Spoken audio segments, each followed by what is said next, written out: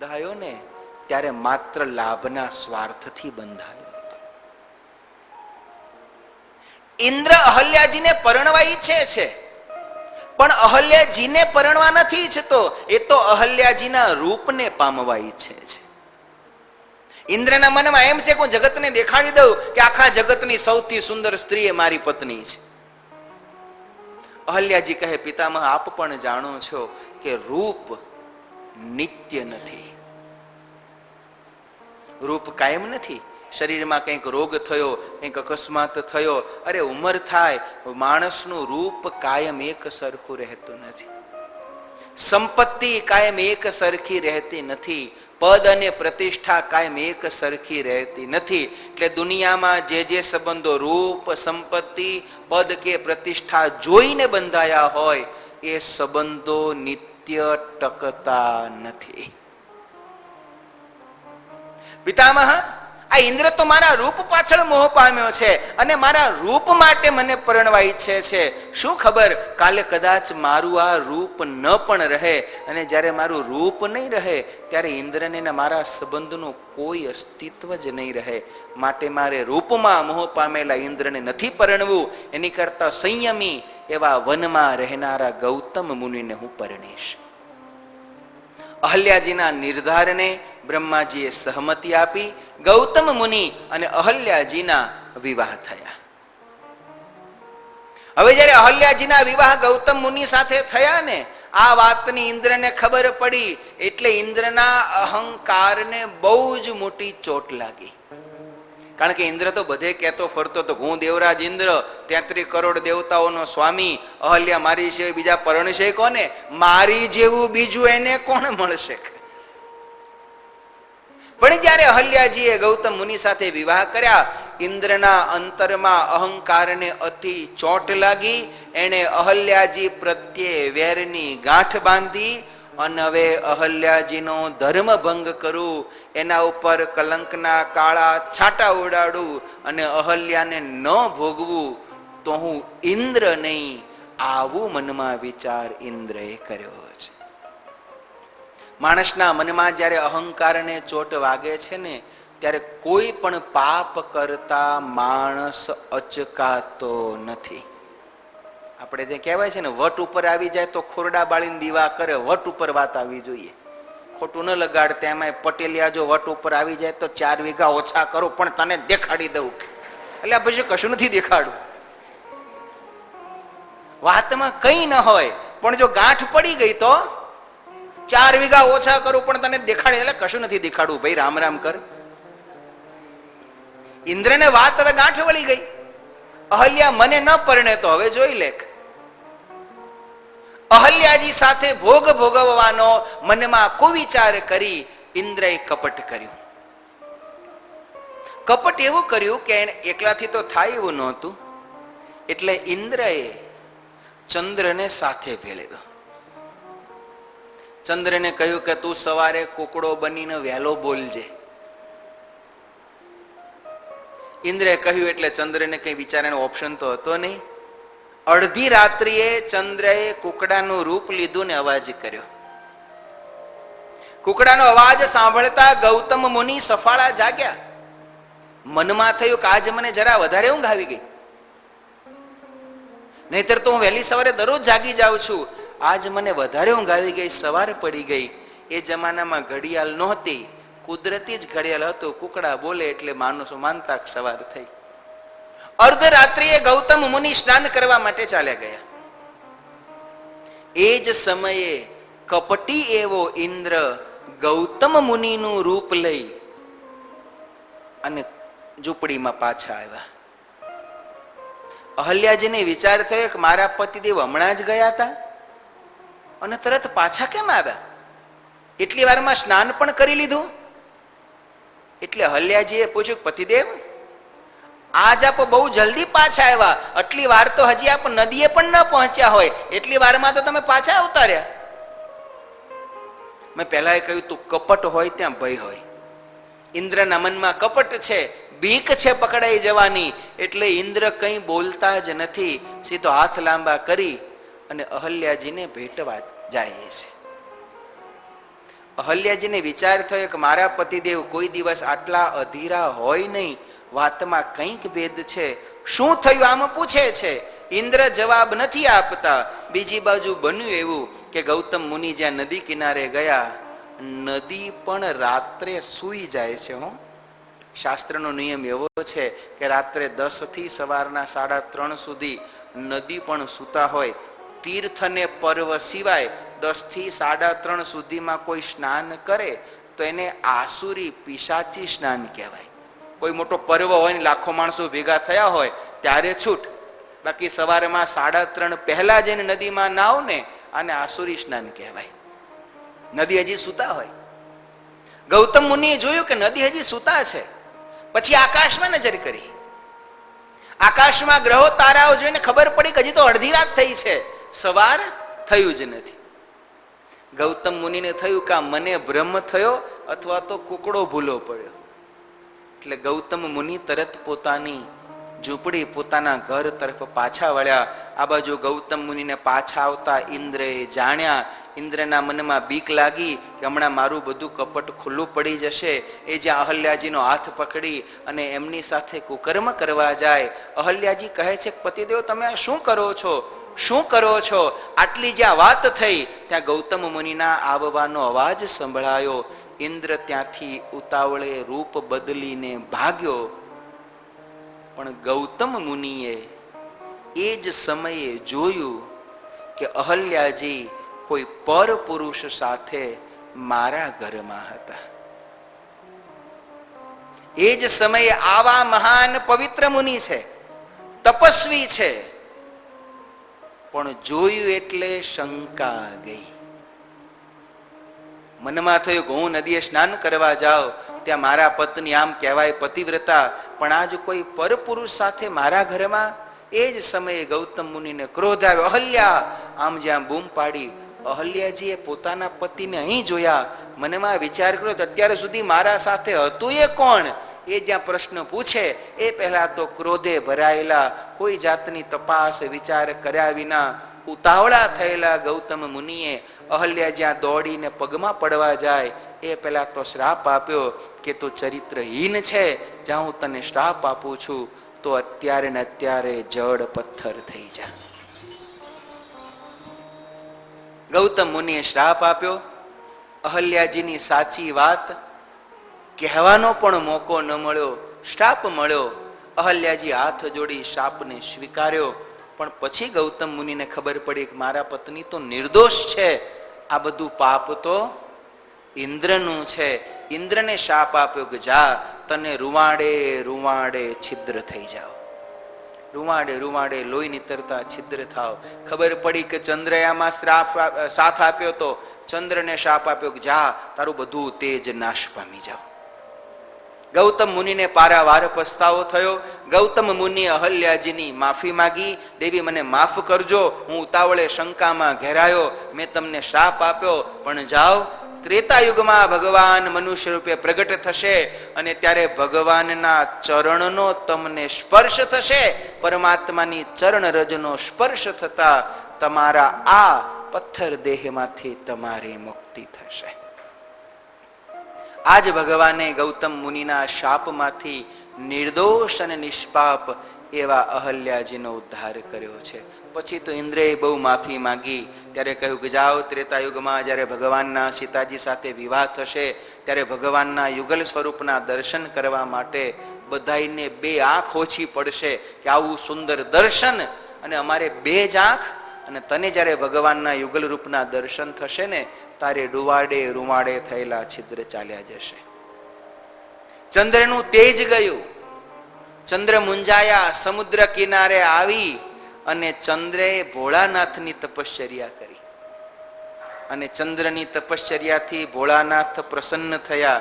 ચંદ્રએ જે જગ્યાએ તપ કરેલું એ ગુજરાતનું મહાન તીર્થ સ્થાન એટલે સોમનાથ. આ ચંદ્રે એ સમયે ત્યાં તપ કરેલું. શિવજીએ કહ્યું કે ઋષિનો શાપ તો વ્યર્થ નહીં થાય, પણ જા તારું તેજ વધતું અને ઘટતું રહેશે. એટલે હુદ પક્ષમાં ચંદ્રનું તેજ દિવસે દિવસે વધતું જાય, વધમાં ઘટતું જાય. આજે ભગવાને અહલ્યાજીનો ઉદ્ધાર કર્યો છે. કેટલાક સંતોનો મત એવો છે કે અહલ્યાજી પથ્થર થયા એટલે શું? પથ્થર થયા એટલે નિર્દોષ અને નિષ્પાપ હોવા છતાં જ્યારે પોતાના પતિ દ્વારા જ અહલ્યાજીનો તિરસ્કાર થયો ને એટલે અહલ્યાજી શૂન્ય થયા, દિગ્મૂઢ થયા, આઘાત લાગવાથી જડ બન્યા અને જડ આઘાત તિરસ્કૃત થયેલા અહલ્યાજીને શાસ્ત્રકારોએ પથ્થરની ઉપમા આપી. આજે ભગવાન રામચંદ્રજીને વિશ્વામિત્રજીએ કહ્યું કે હે પ્રભુ, આપ અધમ ઉદાહરણ છો, પતિત પાવન છો. રામચંદ્ર ભગવાનનું પતિત પાવન એવું નામ વિશ્વામિત્રજીએ અહલ્યાજીના ઉદ્ધાર પછી આપ્યું. રઘુપતિ, રાઘવ, રાજારામ, પતિત પાવન નામ હવે પડ્યું. હવે પછી આગળ સીતારામ થશે. ભગવાન પતિત પાવન છે, ભગવાન અધમ ઉદાહરણ છે. ભગવાનનો એક નિયમ છે કે કોઈ પણ ભગવાનના શરણે આવે પછી એ ગમે તેવો પાપનો કરનારો હોય, ગમે તેવા દુષ્કર્મનો કરનારો હોય, ગમે તેવો અધમ હોય, પણ ભગવાન એનો કોઈ દિવસ ત્યાગ કરતા નથી. આખું જગત જેને પાપી માની તિરસ્કાર કરે, એને ધક્કા મારે, કોઈ એની પાસે ન બેસે, કોઈ એને પોતાની પાસે ન બોલાવે, આવો હોય, પણ પોતે કરેલા કર્મનો પસ્તાવો કરી અને ભગવાનના શરણે જો આવે ને તો ભગવાન એનો સ્વીકાર કરે છે, કરે છે, કરે છે. સ્વામિનારાયણ ભગવાન જેતલપુરમાં જયારે યજ્ઞ કરતા હતા ને, યજ્ઞમાં મહારાજે ભગવાન સ્વામિનારાયણે એવી શરત રાખી કે જે કોઈ યજ્ઞમાં એક ટોપલો અનાજ દળે ને એના બધાય પાપ માફ, એનો મોક્ષ. એ સમયે જેતલપુરમાં એક ગણિકા, એક વેશ્યા રહેતી હતી. એને આ વાતની ખબર પડી, પોતે જીવન પર્યંત કરેલા પાપનો એને પસ્તાવો થયો, એટલે ભગવાન સ્વામિનારાયણ પાસે એ યજ્ઞની સભામાં આવીને કહ્યું, પ્રભુ મને ઘઉં આપો, હું દળીશ. આખી સભાએ કહ્યું, ભગવાન આને ઘઉં હોય, આ યજ્ઞશાળામાં પગ મૂકે, યજ્ઞ અપવિત્ર થઈ જાય, આનું દળેલું કોઈ ખાય, એના મનના વિચારો પણ પાપી થઈ જાય. આખી સભામાં બેઠેલા અનેક સંતોએ, હજારો ભક્તોએ ના પાડી. તોય ભગવાન એમ કહ્યું કે તમે જેને ઓળખો છો એ આ છે નહીં, અને આ જે છે એને તમે ઓળખતા નથી. હૃદયમાં પશ્ચાતાપ કરીને એને બધાય પાપ ધોઈ નાખ્યા છે. ભગવાન એને લોટ આપ્યો. બીજા દિવસે લોટ દળીને બાઈ લઈને આવી અને ભગવાને કહ્યું કે જા, તારું મેં મુક્તાનંદ સ્વામી જેવું કલ્યાણ કરીશ. જેનો કોઈ હાથ ન પકડે ને એનો હાથ ભગવાન પકડે છે. અને એટલે ભગવાનને શાસ્ત્રકારોએ અધમ ઉદાહરણ કહ્યા, ભગવાનને શાસ્ત્રકારોએ પતિત પાવન કહ્યા છે. અધમ ઉદાહરણ અવિનાશિતારા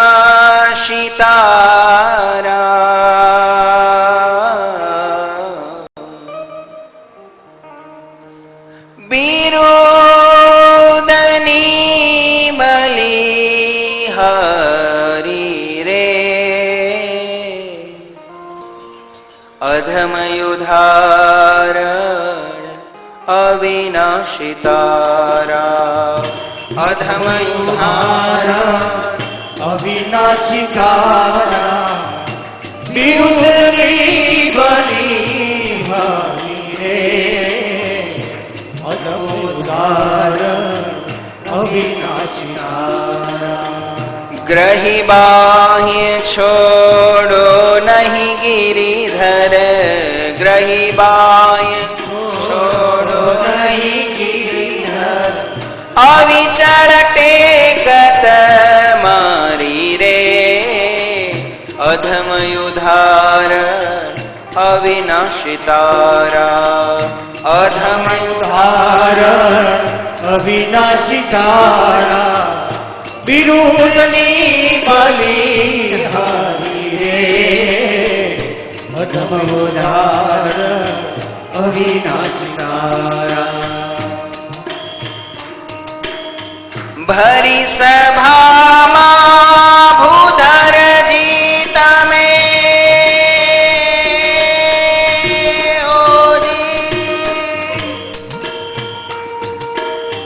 ભરી સભામાં ભૂધરજી તમે માડી થયા છો મારી રે.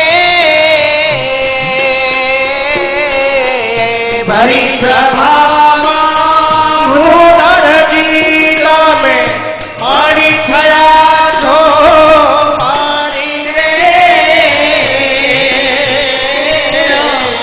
બેટાને હે તે બોલાવો, બેટાને હે તે બોલાવો, અવગુણ્યા વિસારી રે. અધમ યુધારણ અવિનાશી તારા, અધમ યુધારણ અવિનાશી તારા. બિરુદની બાલી હારી રે. અધમધાર અવિનાશી તારા.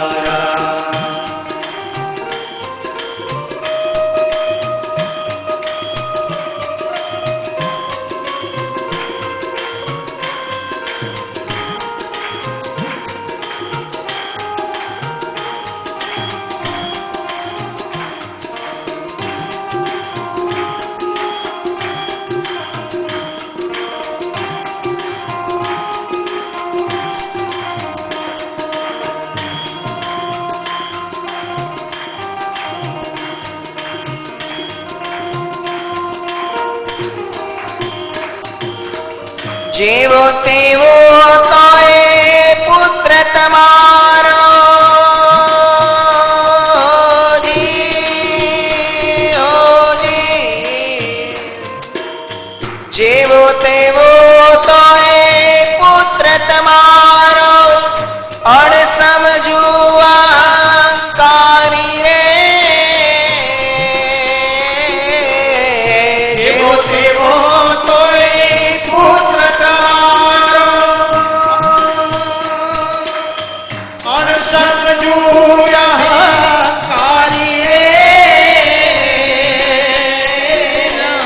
જેવો તેવો તોય પુત્ર તમારો અણસમજુ અહંકારી રે. જેવો તેવો તોય પુત્ર તમારો અણસમજુ અહંકારી રે. પેટ પડો તે અવશ્ય પાળવો, પેટ પડો તે અવશ્ય પાળવો, વાલમાં જુઓ ને વિચારી રે. અધમ યુધારણ અવિનાશી તારા, અધમ ઉદાહરણ અવિનાશી તારા. બિરુદની બલી હારી રે. અધમોદાહરણ અવિનાશી તારા.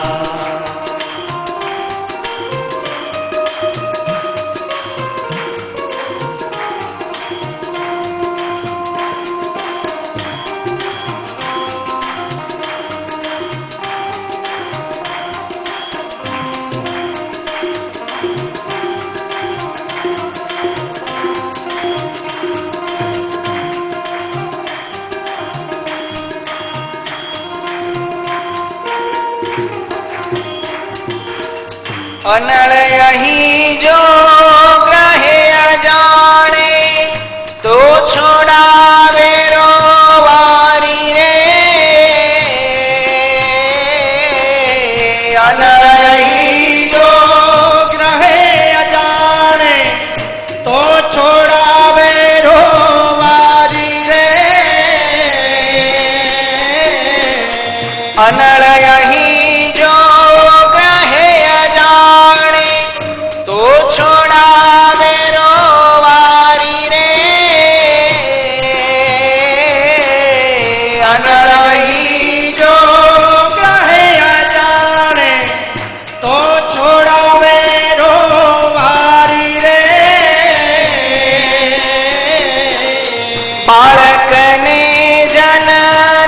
સમ બીજું, બાળકને જનની સમ બીજું, નહીં જગમાં હિતકારી રે.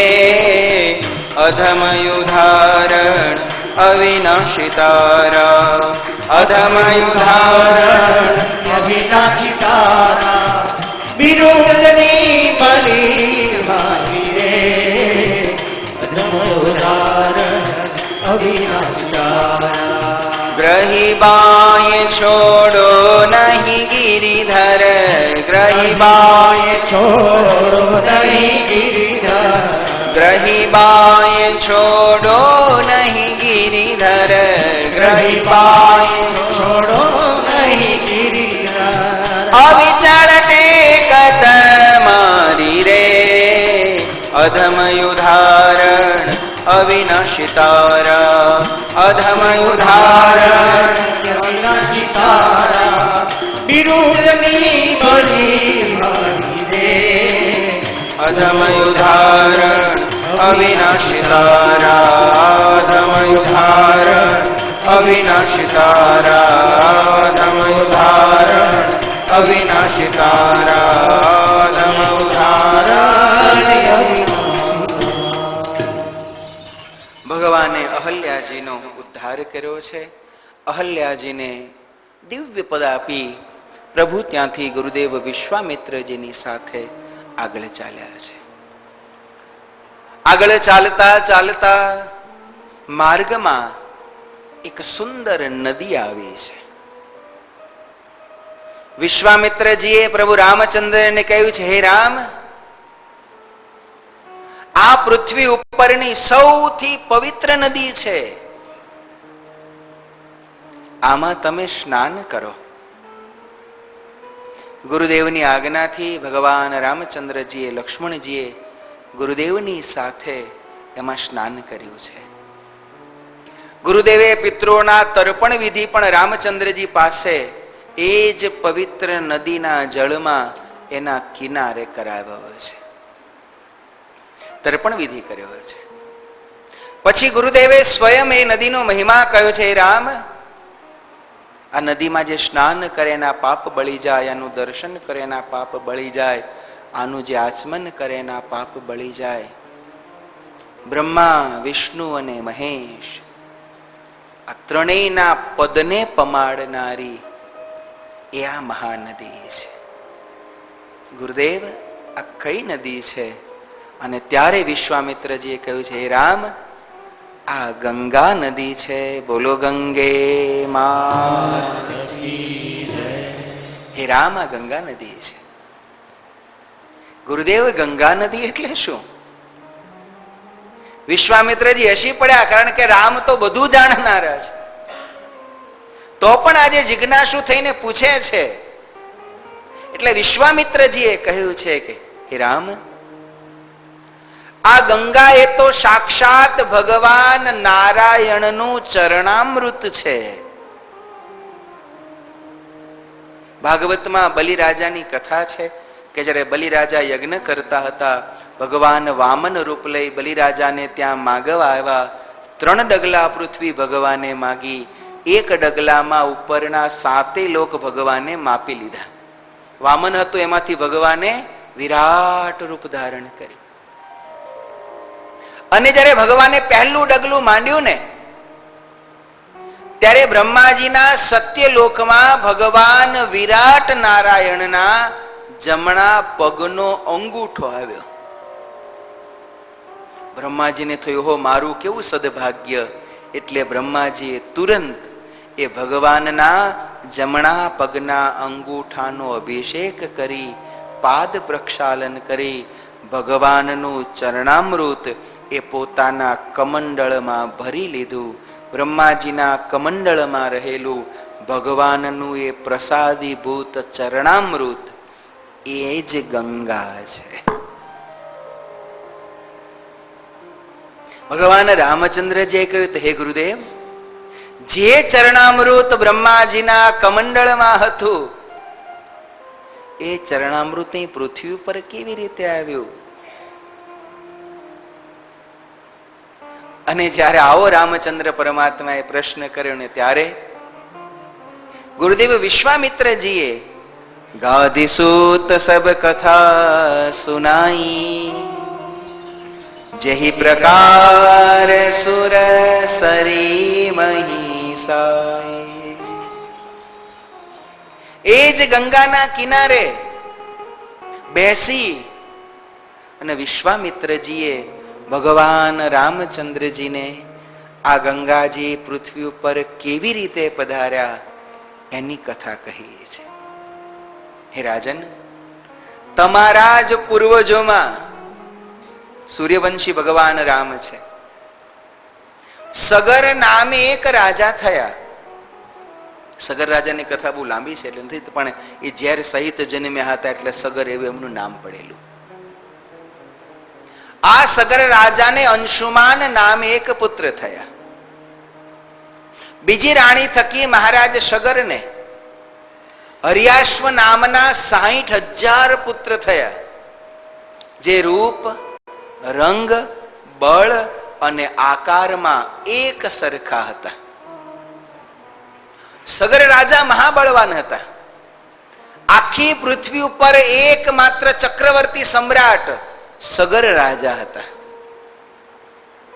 આ સગર રાજાને એક વખત અશ્વમેઘ યજ્ઞ કરવાનું મન થયું. પૃથ્વીલોક ઉપર ઘણી બધી જાતના યજ્ઞ છે. આમાં 2 યજ્ઞ સૌથી શ્રેષ્ઠ છે. એક અશ્વમેઘ યજ્ઞ અને બીજો રાજસૂય યજ્ઞ. યજ્ઞમાં સૌથી શ્રેષ્ઠ આ 2. પણ આ 2 યજ્ઞ જેણે કરવા હોય એની પહેલી શરત એ કે જેનો આ દુનિયામાં કોઈ દુશ્મન ન હોય ને એ આ યજ્ઞ કરી શકે. એટલે જો હવે કળિયુગમાં યજ્ઞ થતા જ નથી, કારણ કે આયોજન કરીને ત્યાં તો ભય જ ઉભો થાય, રે તું શેનો યજ્ઞ કરે, ગામની બારે ઘોડો જાય નહીં. એ જમાને એમ એવો હતો, જેને અશ્વમેઘ યજ્ઞ કરવો હોય એક ઘોડો લાવે, એના કપાળ ઉપર આખો સોનાના પતરા ઉપર લેખ લખે કે આ રાજાનો આ ઘોડો છે, જેને એની સાથે દુશ્મનાવટ હોય આ ઘોડાને રોકજો. જેની તાકાત હોય રોકે, એને રોકે, એને યુદ્ધ કરવું પડે. યુદ્ધમાં જીતે તો યજ્ઞ થાય, નહીંતર ન થાય. સગર રાજાનો ઘોડો કોઈ રોકી શકે એમ નહોતું, છતાં પણ રીતિ હતી એટલે ઘોડો છૂટો મૂક્યો. એના 60,000 પુત્રો સેનાના રૂપમાં ઘોડાની પાછળ પાછળ જાય છે. જ્યાં ઘોડો જાય તેનું રક્ષણ કરવું પડે. જો કોઈ રોકે તેની સાથે યુદ્ધ કરવું પડે. પણ આ 60,000 ના મનમાં એમ હતું કે આપણો ઘોડો રોકવાની તાકાત કોની છે, કોનું મોત આવ્યું છે તો આપણો ઘોડો રોકે. એટલે થોડા ગાફેલ થયા, ઘોડો દૂર ચાલ્યો ગયો. બીજી બાજુ ઇન્દ્રના મનમાં ચિંતા થઈ કે આ સગર રાજા બહુ યજ્ઞ કરશે, બહુ પુણ્ય કરશે તો મારું ઇન્દ્રાસન જશે. આ ઇન્દ્ર ભલે 33 કરોડ દેવોનો રાજા હોય, પણ કાયમ ડરતો ને ડરતો હોય. માનસમાં તો ગોસ્વામી લખ્યું, ઇન્દ્ર બાપુરો કોણ, ઇન્દ્ર બિચારો કોણ, ઇન્દ્રને બિચારો કીધો. ઇન્દ્રને જ્યારે જોવો ને, તમે જેટલી કથા સાંભળો, વિશ્વામિત્ર તપ કરે તો ઇન્દ્રને ચિંતા થાય, મેનકાને મોકલે કાનું તપ તોડાવ. ધ્રુવજી તપ કરે, ઇન્દ્રની ચિંતા થાય. હરિશ્ચંદ્ર સત્યવ્રત રાખે, ઇન્દ્રને ચિંતા થાય. સગર રાજા યજ્ઞ કરે, ઇન્દ્રને ચિંતા થાય. બલિ રાજા યજ્ઞ કરે, ઇન્દ્રને ચિંતા થાય. ઇન્દ્ર આખો દાડો ટેન્શનમાં ને ટેન્શનમાં જ. જ્યારે જો ત્યારે ઇન્દ્ર બિચારો ટેન્શનમાં જ. શેનું ટેન્શન? શેનું? આ મારું ઇન્દ્રાસન કોઈક લઈ ન જાય ને એનું. કારણ કે ઇન્દ્ર છે ને કોઈ વ્યક્તિ નથી, એ પદ છે. અને પદ ઉપર કોણ બેસે? જેમ વડાપ્રધાન એ કોઈ વ્યક્તિ નથી, એ પદ છે, એમ ઇન્દ્ર પણ પદ છે. પૃથ્વી લોક ઉપર જે મનુષ્યના પુણ્ય સૌથી શ્રેષ્ઠ થાય એને ઇન્દ્ર પદ મળે. અને એટલે જ્યારે જ્યારે પૃથ્વી ઉપર કોઈ સત્કર્મ કરે, દાન કરે, પુણ્ય કરે, વ્રત કરે, તપ કરે, એટલે ઇન્દ્રને ચિંતા થાય કે આનું પુણ્ય બહુ વધી જશે તો મારું ઇન્દ્રાસન જશે. આ જગતમાં ભગવાને અમુક વસ્તુ સાથે અમુક વસ્તુ જોઈન્ટ રાખી છે. તમે એક લો એટલે બીજું મફત. ન જોતું હોય તો આવે આવે અને આવે. તમારે ન જોતું હોય ને તોય આવે. જેમ કે ધનની સાથે લોભ મફત. ધન આવે ને એટલે એની જોડે લોભય આવે આવે અને આવે. ધનની સાથે લોભ આવે, રૂપની સાથે ગર્વ આવે, જ્ઞાનની સાથે અહંકાર આવે, એમ પદની સાથે મદ અને ભય આવે. પદ આવે એટલે બીક જોડે આવે જ. અરે ઇન્દ્રાસન તો દૂર રહી ગયું, કોઈ ખોટું ન લગાડતા, પણ આ ખુરશીમાં બેઠા છે ને એને બધાને થોડીક થોડીક તો બીક રહે હો. ચાલુ કથાએ કદાચ બાથરૂમ જાય ને તોય રૂમાલ મૂકીને જાય, બીક લાગે કોક બેહી જશે તો. આવડી ખુરશી છે તોય આપણને બીક રહે છે, ખારો બીજો કોક બેહી જશે તો. હવે આવડો મોટો 33 કરોડ દેવોનો સ્વામી, સ્વર્ગનો રાજા ઇન્દ્ર, એને મનમાં બીક. કોઈક બીજાનું પુણ્ય વધે અને મારું ઇન્દ્રાસન જતું રહેતો. સગર રાજાના યજ્ઞોથી ઇન્દ્રના મનમાં બીક લાગી એટલે યજ્ઞમાં વિઘ્ન કરવા ઇન્દ્રએ યજ્ઞનો જે ઘોડો હતો એ ચોરી લીધો અને સ્વર્ગમાં જઈને બાંધી દીધો. આ બાજુ સગર રાજાના દીકરાઓ ઘોડાની શોધ કરે છે, ઘોડો ક્યાંય મળતો નથી. ચિંતાથી ઘોડો ગયો ક્યાં? ચારી દિશામાં તપાસ કરી, ક્યાંય ઘોડો મળ્યો નહીં. ક્રોધે ભરાયેલા 60,000 મોટા હળ લઈ આવ્યા. પૃથ્વીના પાતાળમાં કોઈ દાટ્યો હોય તો ખોદી કાઢીએ, આવો વિચાર કરીને પૃથ્વી ખોદવા માંડ્યા. ઇન્દ્રના મનમાં બીક લાગી કે હવે મારી ચોરી પકડાઈ જશે. જંગલમાં એક મુનિ તપ કરતા હતા, એના ઝાડ સાથે જઈ અને કપટી ઇન્દ્રએ ઘોડો બાંધી દીધો. આ પેલા 60,000 ક્રોધે ભરાયેલા કોણે મારો ઘોડો લીધો આમ બૂમો પાડતા જ્યાં ખોદતા ખોદતા મુનિના આશ્રમ પાસે આવ્યા. મુનિ ધ્યાનમાં બેઠા છે, ઝાડ સાથે ઘોડો બાંધેલો છે. ક્રોધમાં માણસની બુદ્ધિ નાશ પામી જાય છે. ક્રોધનું વાવાઝોડું જ્યારે આવે છે ને, ઇમર્સન કહેતા કે ક્રોધ જ્યારે આવે છે ત્યારે બુદ્ધિના દરવાજા બંધ કરીને જ આવે છે. ક્રોધી માણસને બુદ્ધિ ચાલતી નથી. ગમે તેટલો ડાયો હોય, ક્રોધ આવે ને એને બુદ્ધિ ન હોય. આ 60,000 ક્રોધમાં છે. આંખથી જોયું મુનિ તપ કરે છે, ઘોડો બાંધેલો છે, એટલે નક્કી જ કરી લીધું કે આજ બાવાએ અમારો ઘોડો ચોર્યો છે. મુનિને ન દેવાની ગાળો દેવા માંડ્યા. એક તો ચોર્યો, અમારો ઘોડો ચોરી ગયો, ને વળી આંખો બંધ કરીને બેઠો છે, ને ડોંગી છે, ને દંભી છે, ને દુતારો છે, ને પાખંડી છે. મુનિ આ વાતથી સાવ જાણે છે, તપ કરતા બેઠા છે. આ 60,000 જયારે નિર્દોષ અને નિષ્પાપ એવા મુનિનું અતિ દ્રોહ કર્યો, અતિ અપમાન કર્યું, એમના ઉપર ખોટા આરોપ મૂક્યા. અતિ કોલાહલ થતા મુનિનું ધ્યાન તૂટ્યું. આંખ જ્યાં ખોલી 60,000 ની સામે જોયું, 60,000 બળીને રાખનો ઢગલો. ભગવાનના નિર્દોષ એવા તપસ્વી સંતનો દ્રોહ કર્યો, 60,000 રાખનો ઢગલો થઈ ગયા. આ બાજુ મહારાજ સગર ચિંતા કરે, ઘોડો ક્યાં ગયો, મારા દીકરાઓ ક્યાં ગયા. રાજા સગર સ્વયં પોતાના દીકરાઓની તપાસ કરવા નીકળ્યા. પેલો પૃથ્વી ખોદેલી હતી એના નિશાને આગળ ગયા. આગળ ગયા તો મુનિ ધ્યાન ધરતા બેઠા છે, ઝાડ સાથે ઘોડોજી એમને બાંધેલો છે. સગર રાજાએ વિનંતી કરી, પ્રાર્થના કરી, ગુરુદેવ મારા 60,000 પુત્રો આ પૃથ્વી ખોદવા નીકળ્યા હતા, આ ખોદાણ અહીં અટક્યું, મારા દીકરાઓ દેખાતા નથી. મુનિ હાથ લાંબો કર્યો, હાડકાના ઢગલા પડ્યા, તા તારા દીકરા રહ્યા. સગર રાજાને અતિ આઘાત લાગ્યો. બધી વાત જાણતા પોતાના પુત્રો વતી રાજા સગરે દંડવટ કર્યા, માફી માંગી, રડ્યા. ગુરુદેવ મારા દીકરાઓ ભગવાનના પવિત્ર સંતનો દ્રોહ કરી મૃત્યુ પામ્યા છે, એટલે જરૂર એની સદગતિ નહીં થઈ હોય. પણ હવે મારા દીકરાઓની સદગતિ થાય એવો ઉપાય મને બતાવો. અને ત્યારે મુનિએ કહ્યું કે તમારા દીકરાના અસ્થિ જો ગંગાજીમાં પધરાવવામાં આવે તો એમની સદગતિ થાય. ગુરુદેવ, ગંગાજી ક્યાં છે? મહારાજ, ગંગાજી તો સત્યલોકમાં બ્રહ્માજીના કમંડળમાં છે. કેવી રીતે મળે? બ્રહ્માજી આપે તો મળે. સગર રાજા પોતાના દીકરાઓના કલ્યાણ માટે બ્રહ્માજીને પ્રસન્ન કરવા, ગંગાજીને પૃથ્વી પર લાવવા તપ કરવા ગયા. આખી જિંદગી તપ કરી કરીને પૂરી થઈ ગઈ, કઈ ન મળ્યું. આ ગંગાજીનો મહિમા જાણજો. જે ગંગાજીમાં આપણે રોજ ડૂબકી મારીએ છીએ, અરે ઘણી વાર તો અજ્ઞાનવશ ચંપલ પહેરીને ગંગાજીમાં જઈએ છીએ, ગંગાજીમાં કચરોય નાખીએ છીએ, ગંગાજીમાં થૂંકીએ છીએ.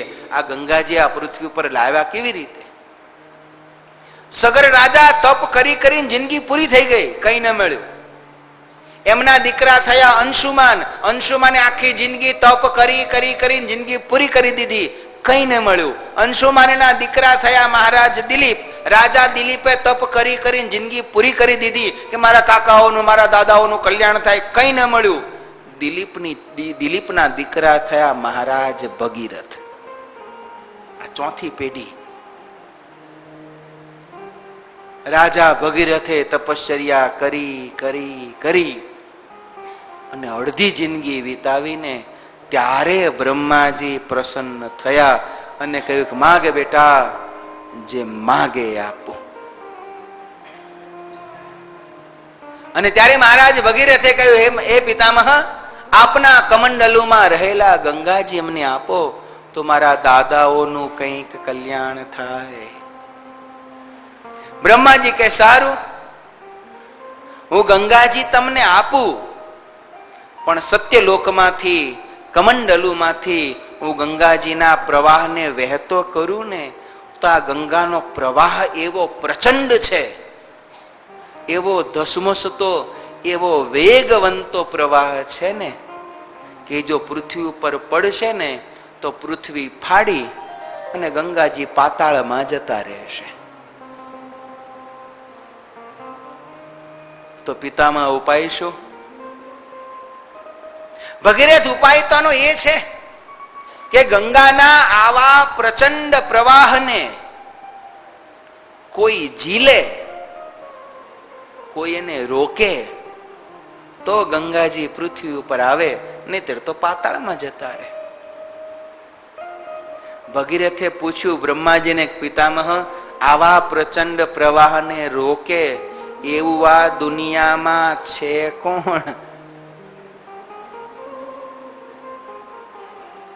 બ્રહ્માજી કહે, ગંગાના પ્રચંડ પ્રવાહને રોકી શકે એવો સુરવીર સમર્થ એકમાત્ર કૈલાશપતિ ભોળોનાથ છે.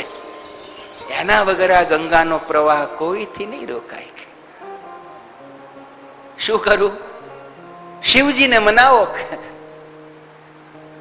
ભગીરથે પાછી શિવજીની તપશ્ચર્યા કરી, પણ શિવજી તો બહુ દયાળુ ને, શિવજી બહુ જ ભોળો.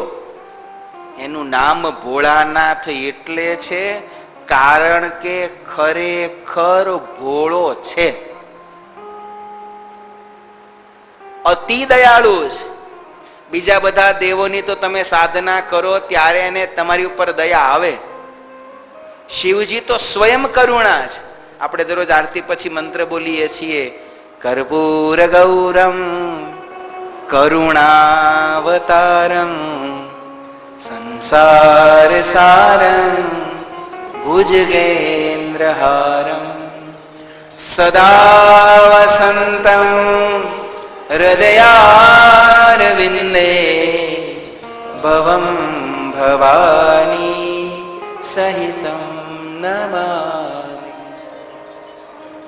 શિવજી એ સ્વયં કરુણાનો જ અવતાર છે.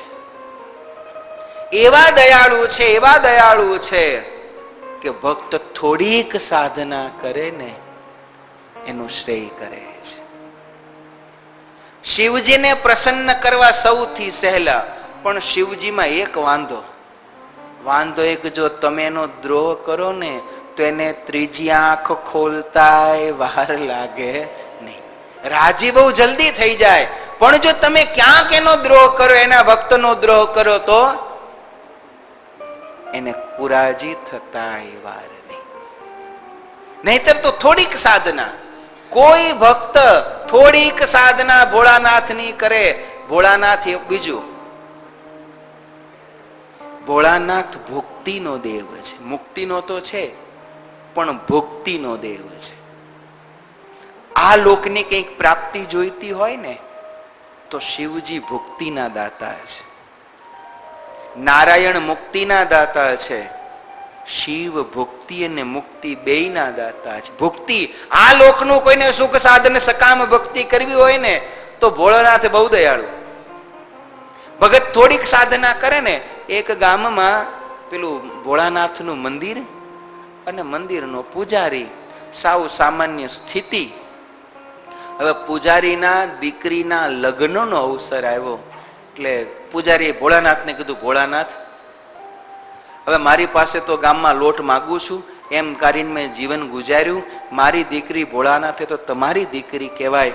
મારી દીકરીના લગ્ન આવ્યા છે અને મારી દીકરીના ભોળાનાથ લગ્ન આવ્યા, મારે ₹1,00,000 ખર્ચ, કંઈક દયા કરો, કૃપા કરો, તે મારી દીકરીના લગ્ન નીકળી જાય. આવી જાય એને પ્રાર્થના કરીને ત્યાં ભોળાનાથ મૂર્તિમાંથી બોલ્યા કે બેટા જરાય ચિંતા ન કરીશ, હમણાં 15 દિવસ પછી ઉત્તરાયણનો પર્વ છે. ઉત્તરાયણના દિવસે તારી દીકરીના લગ્ન માટે હું તને ₹1,00,000 આપી દઈશ. તું ગામમાં લોટ માગવા જવાનો છે, ₹1,00,000 તારે આવી જશે. ભૂદેવ તો રાજી થઈ ગયા, પણ ભૂદેવે આ વાત સાંભળી બરોબર એ જ સમયે ગામનો તખતચંદ શેઠ એ શિવાલયના પગથિયા ચડતો હતો અને એણે શિવજીની વાત સાંભળી લીધી કે શિવજી આ ગોરને ઉત્તરાયણને દિવસે જોડીમાં લાખ આપવાના છે. સાંભળી લીધી. હાક વાણી હોશિયાર બોલ્યો, કઈ નહીં, પાછો વળી ગયો. ઉત્તરાયણનો આગલો દિવસ આવ્યો, વાણિયો આવ્યો ગોર મહારાજ પાસે, મહારાજ કાલ ઉત્તરાયણ છે, ગામમાં લોટ માગવા આવશો ને? હા કે આવીશ જ ને, કેમ નહીં આવું? મહારાજ તમે દર વખતે ગામમાં લોટ માગો તે આવીને કેટલા આવે? ગોર મહારાજ કે માગવામાં થોડું માપ હોય, ગામની જેવી ભાવના હોય સૌ આપે. તો એ ગઈ ઉત્તરાયણે કેટલા આવ્યા હતા? ગઈ ઉત્તરાયણે 8,000 જેવું આવ્યું હતું. હું તમારી સાથે એક વાત કરવા આવ્યો છું. તો કે કોને? તો કે કાલ તમારી જોડીમાં જેટલું આવે એ બધું મારું, અને એના બદલામાં હું તમને ₹50,000 આપું. વાણિયાના મનમાં એમ થયું કે મહાદેવાને લાખ તો આપવાના છે, આ બામણને હું 50 આપું તો મારે તો એક જ દિવસમાં 50નો ફાયદો. અને પેલા ગોર મહારાજને એમ થયું, ભોળાનાથે કીધું તું લાખ આપીશ, પણ લાખ ભોળાનાથ જોડીમાં આપે ક્યારે? એની કરતા અત્યારે 50 તો આવે છે, વધાવી લઉં. ભલે મંજૂર છે, વાણિયાના મનમાં લોભ મંજૂર છે, તમે ફરી જાવ તો પંચ બોલાવો. પંચ બોલાવ્યું, લખાણ કર્યું કે કાલ આખા દિવસમાં ગોરની જોડીમાં જેટલું આવે એટલું મારું, અને એના બદલામાં મારે ગોરને 50,000 આપવાના. તો કે મંજૂર. લખાણ થયું, પંચની સહી થઈ, અને પછી બીજે દિવસે સવારે ઉત્તરાયણના દિવસે ગોર મારે તો રોજના ક્રમ પ્રમાણે જોડી લઈને ઘરોઘર ભિક્ષાંદેહી કરીને નીકળ્યા. શેઠના મનમાં એમ કે બામણ ક્યાંક આગા પાછા કરી લેતો, એટલે પાછળ જોડે ને જોડે ફરે. બપોર સુધીમાં 4,000 આવ્યા. બ્રાહ્મણ ને મંડી ચિંતા થવા કે હવે થશે શું? આમ કરતા સાંજ પડી, આખું ગામ ફરી વળ્યા, ₹7,000 આવ્યા. અને શેઠનો પછી તો મગજ ગયો. પંચમાં કબૂલ કર્યું હતું એટલે 50,000 આપી દીધા. 7,000 વાણિયાને આપ્યા. વાણિયાએ 50 નફો કર્યો, તને બદલે 43 ખોટ ગઈ. અને પછી શેઠ તો પેલો ભૂદેવ તો રાજી થતા થતા ઘેર આવી ગયા. અને વાણિયાના ક્રોધનો કઈ પાર નહીં. અડધી રાતે મંદિરમાં આવ્યો. મંદિરમાં આવીને ભોળાનાથનું પેલું શિવલિંગ હતું. આવીને કે આવી તમારો ધંધા, જગત તો છેતરે, ભગવાનથી તમે આ ધંધો શરૂ કર્યો. કહેતા હતા ને કે લાખ આપીશ, 7 જ આવ્યા. આ તે તમારી રીત. ક્રોધમાં ને ક્રોધમાં ભાન રહ્યું નહીં ને, ઉપાડીને શિવજીને આમ લાત મારી. જ્યાં લાત મારી શિવલિંગે પગ ચોંટી ગયો. ગમે એમ પગ ખેંચે ને પાછો નીકળે જ નહીં.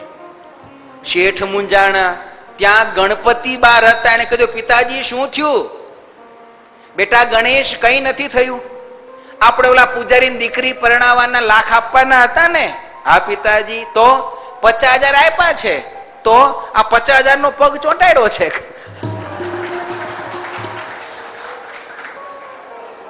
શેઠને કે હવે બીજા 50 આપો તો આ પગ છૂટે, નહીતર આખું ગામ હવારે ભેગું થશે ને ગામમાં આબરૂ જશે.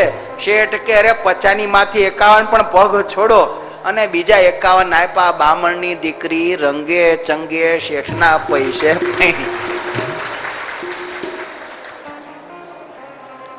શિવજી ભુક્તિ અને મુક્તિ બેયના દાતા છે. એની જે કોઈ સાધના કરે ને શિવજી બહુ જલ્દી પ્રસન્ન થાય છે. પણ હા, સાધના શુદ્ધ હોવી જોઈએ, શુદ્ધ મનથી, પવિત્રતાથી થયેલી હોવી જોઈએ. જેમ વિજ્ઞાનના નિયમ છે ને, એમ શાસ્ત્રના અને ધર્મના પણ બહુ જ સચોટ નિયમ છે.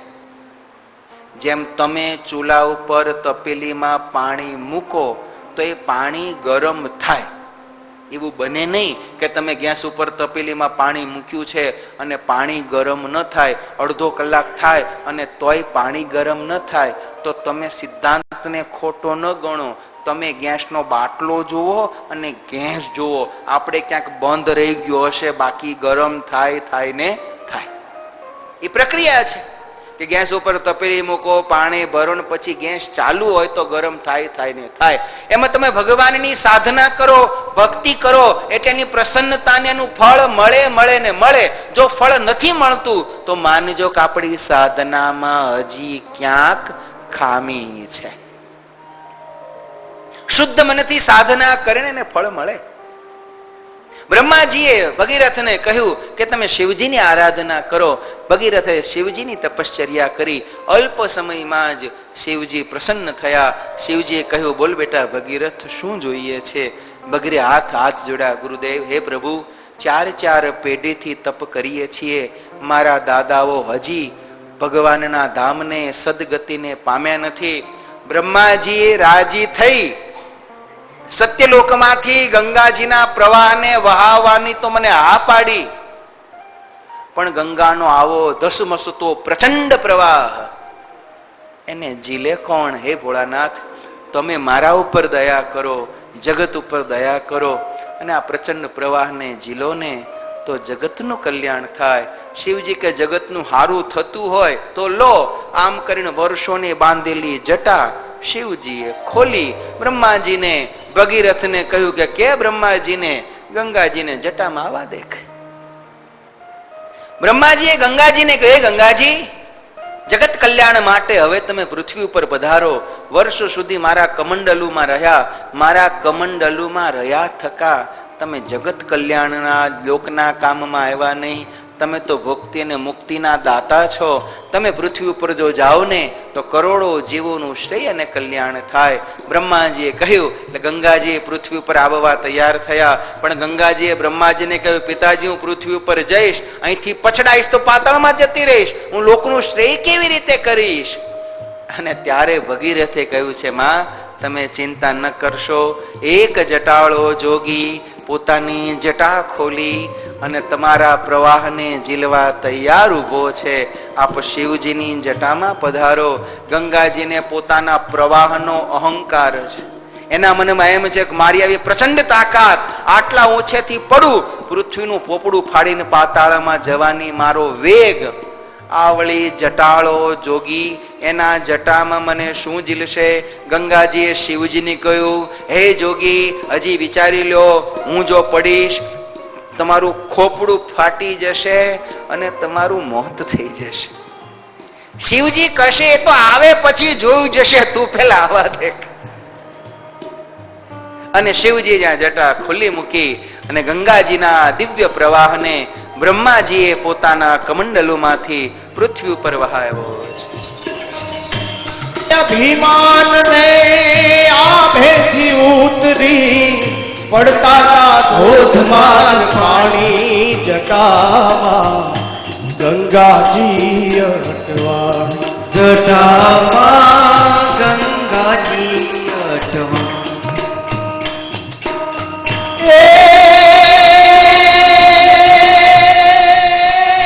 અંગે અભિમાનને આભેથી ઉતરી પડતા ધોધમાર પાણી જટામાં ગંગાજી અટવા, જટામાં ગંગાજી અટવા.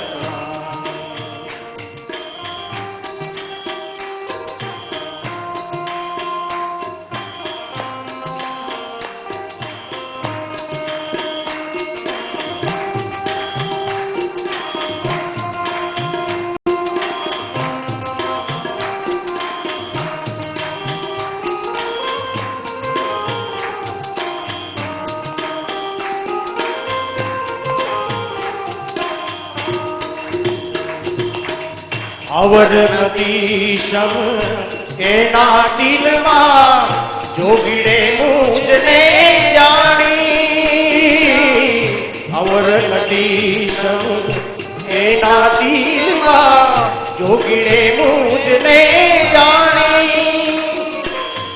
ત્રિપુરારીનો ગર્વ ઉતારી, ત્રિપુરારીનો ગર્વ ઉતારી પાતાળે લઈ જાવ તાણી જટામાં ગંગાજી અટવાણી, જટામાં ગંગાજી અટવાણી.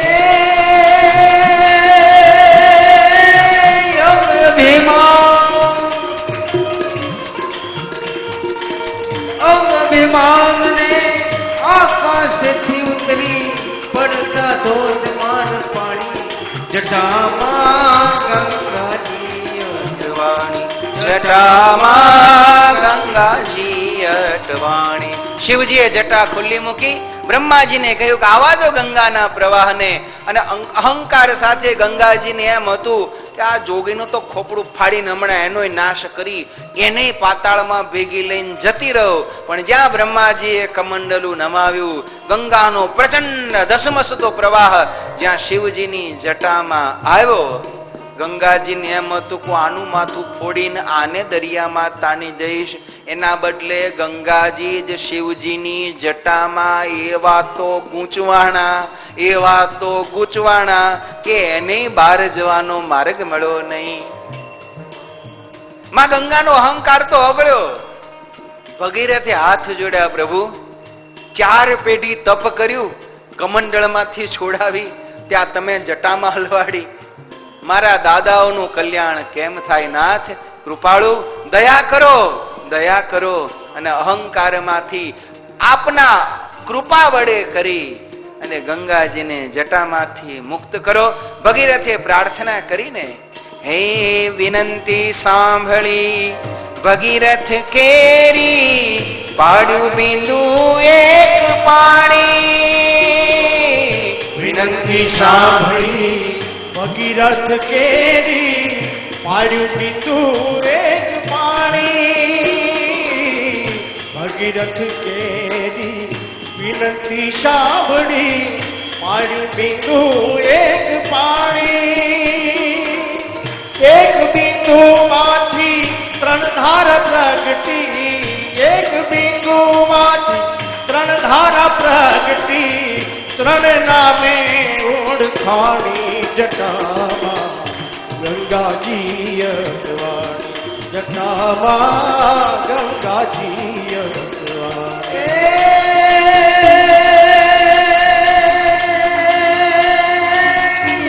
વિમાનને આકાશથી ઉતરી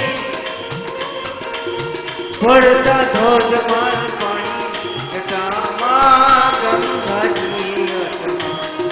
જટામાં ગંગાજી અટવાણી.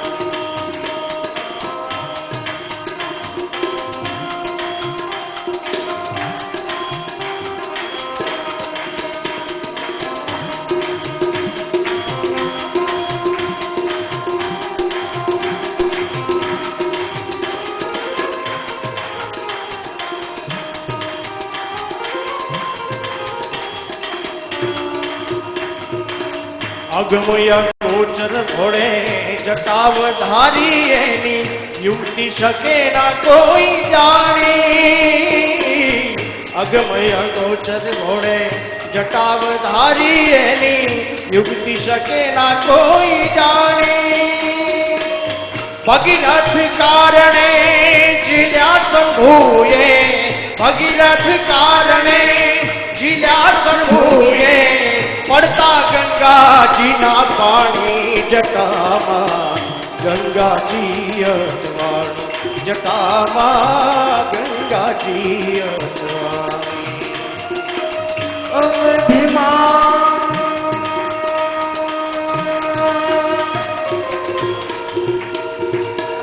અભિમાનને આકાશથી ઉતરી પડતા ધોધમાર પાણી જટામાં ગંગાજી અટવાણી. જટામાં